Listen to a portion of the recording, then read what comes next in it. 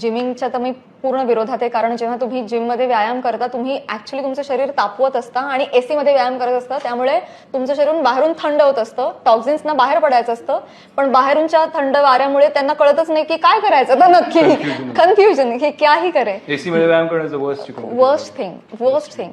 So योग मध्ये काय असतं की श्वासोच्छवासानुसार तुम्ही व्यायाम करायचा असतो. म्हणजे सूर्यनमस्कार सुद्धा 1 ला श्वास घ्यायचा आहे, 2 ला सोडायचा आहे, 3 ला घ्यायचा आहे. श्वासानुसार व्यायाम तो तसा बांधला गेलाय.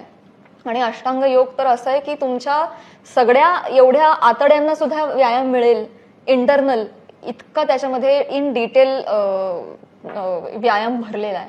सो त्याचा मला खूप फायदा होतो, सगळ्यांनाच होणार आहे, फक्त शिकणं महत्वाचं आहे. इन जनरलच आपण आपल्या भारतीय संस्कृतीला, आपल्या सगळ्या फिलॉसॉफीजना आणि जिथे असतं, जिथं पिकतं तिथे किंमत नसते, तसा काहीसा भाग झालेला आहे. परंतु आपण ज्या ठिकाणी राहतोय त्या ठिकाणचं अन्न पिकवलं जाणारं, त्या ठिकाणचं हवामानानुसार व्यायाम करणं हे इष्ट असतं. ते करणं तुम्हाला जास्त फलदायी आहे, लाभदायी आहे. त्यामुळे योग मॅन्डेटरी आहे माझ्या आयुष्यातला. मी फिजिकल एक्सरसाइज इज योग, श्वासोच्छवास जो आहे तो प्राणायाम, आणि ध्यान इज डुईंग नथिंग. सो ह्या 3 गोष्टी मी फॉलो करते. आणि मला असं वाटतं, सगळ्यांना मी विनंती करेन, तुम्ही शिका आणि प्लीज तुम्ही आचरणात आणा, तुम्हाला नक्की फायदा होईल.